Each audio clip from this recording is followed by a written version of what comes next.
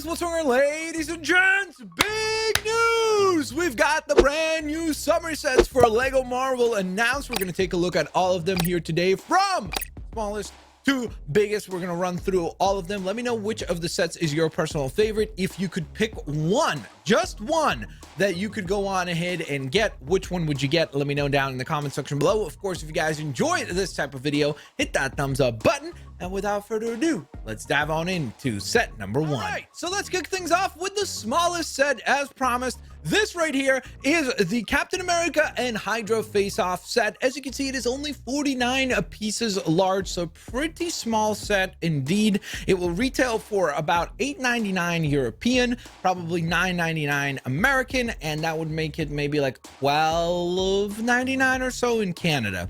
Regardless, this is a pretty simple build. As you can see, it is quite a small build as well. This almost feels like it could have been somewhat of a poly bag or something like that, just because of how simplistic this is.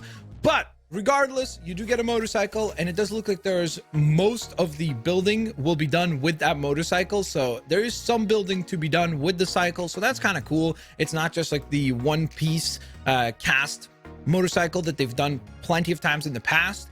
You do have a pretty cool looking Captain America minifigure, and of course it looks like you've got a Hydra henchman as well. So maybe if you wanted to do somewhat army building, maybe this could be kind of a relatively affordable way to do that, although you'd probably have a lot of leftover Captain America figures, so that's a bit of a problem. But it does look like there's also a bit of a sentry turret build going on that fires those flat discs, stud shooter up top.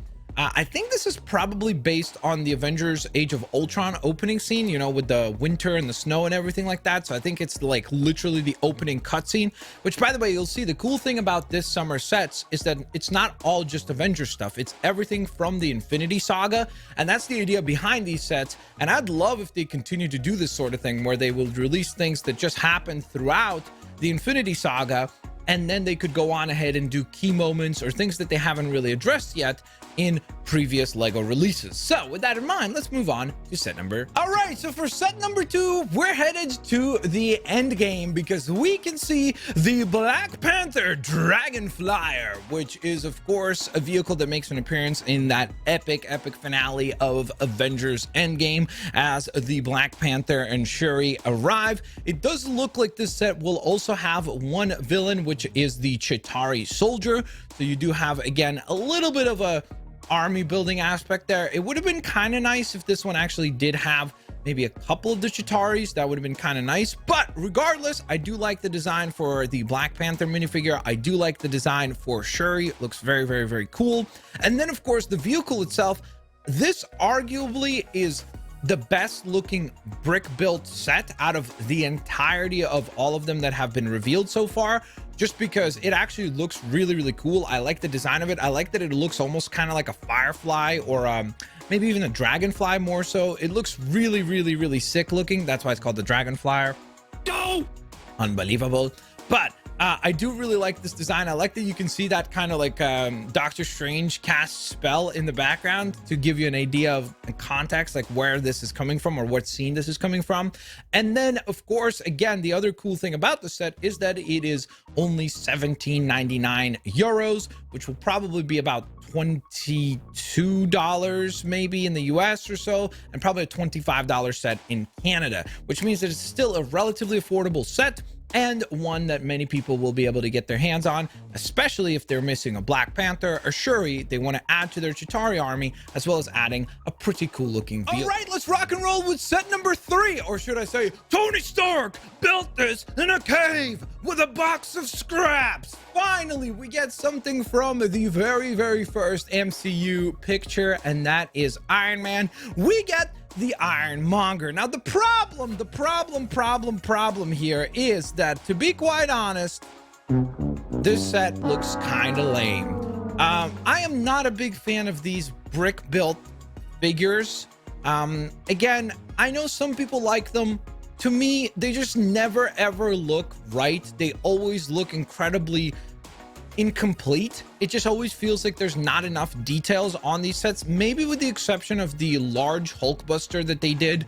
That was like a premium build. This even though it is not a particularly cheap set, this will be about 35 euros, which will probably make it about $40 US, probably maybe about a $45 set in Canada. So it's not a cheap set any longer. But at the same time, I just feel like this set is, again, even if you look at it, like there's just elements about it immediately. Like the torso does not feel nearly bulky enough. Like to me, the torso should have been a little bit more upscaled. The Iron Man figure looks great. The Obadiah Stane figure looks great. And of course, the Pepper Potts figure looks great. It does look like Obadiah is actually going to be able to like reside within the Ironmonger, just like he did in the movie. So I think that's cool. I think that it's cool that they're actually making something from the first Iron Man movie. I'm stoked for that. But I think that the actual brick build component, which to be fair, this set is 479 pieces large, and most of that building, if not all of that building, as you can see, will be completely isolated to the Ironmonger, and it looks a little underwhelming. I don't know, maybe once I get it in person, once I build it, maybe it's a bit more of a cool set, but right now, I gotta say, this one looks a little lame for me. And for the final set, we go way up. You're gonna have to make it rain for this one, because this set is gonna run you about 80 euros, probably around 85, maybe 87 USD, and most likely around 95 Canadian dollars. So this is the big boy purchase out of all the ones that have been revealed. Or is it? Stick around, there's still one more set to go after this one. But this is Avengers Endgame Final Battle. It is a 527 piece set. It will contain the Thanos big fig, which looks pretty cool, all armored up with a lot more detail this time on the chest print. So that is definitely quite neat. Although I do feel like he's kind of missing like shoulder pads from what I remember from the actual movie. Like it feels like it shouldn't be so like almost like a tank top. It should be a little bit more like kind of shoulder pads sticking out. You get the Chitauri Soldier, you get Black Panther, you get Scarlet Witch, you get Thor, really cool looking new Thor figure. Then you get Iron Man, and of course you also get Captain America. But we can't forget, it's not a minifigure, but it is the shrunken down little like tiny figure, I guess, of Ant-Man, which is super cool as well. Now, this here looks like it's going to be a pretty fun set. This is definitely going to be the set that I think a lot of people would like to get, just due to the sheer number of figurines here.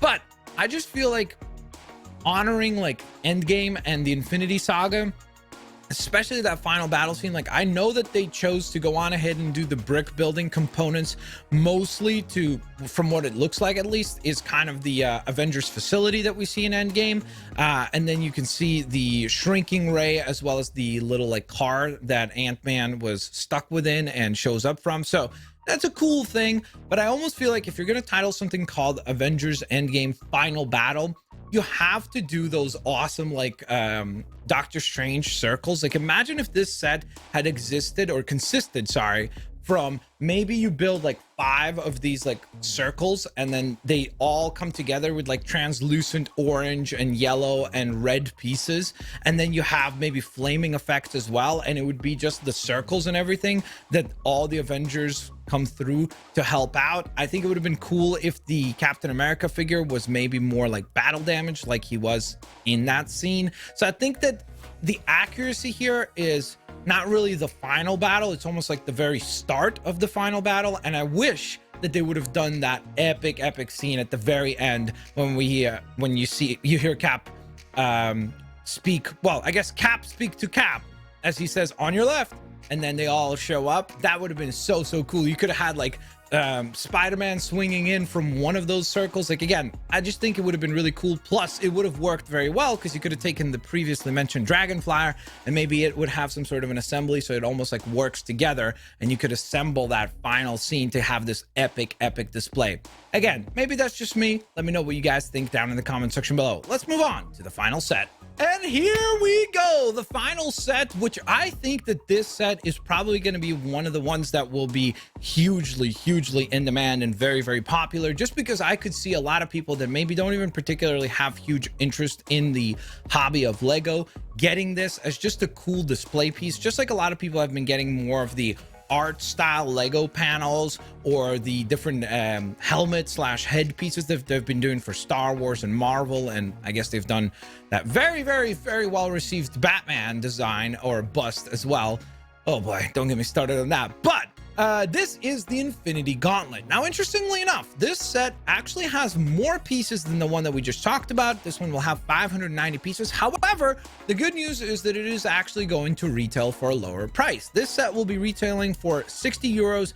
Again, that would roughly probably translate to about 65, maybe 67 USD. And that would probably be, I'm guessing, roughly around maybe 70 bucks Canadian, maybe 75 bucks in Canada.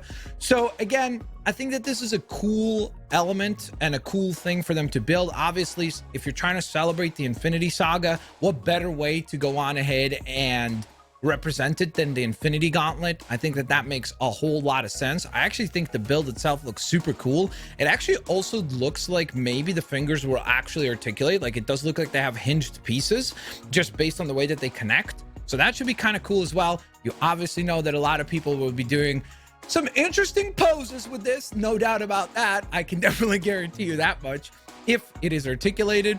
But I think it looks really cool. I like that it has this kind of premium collector feel, and I like that it's a good way to celebrate the Infinity Saga.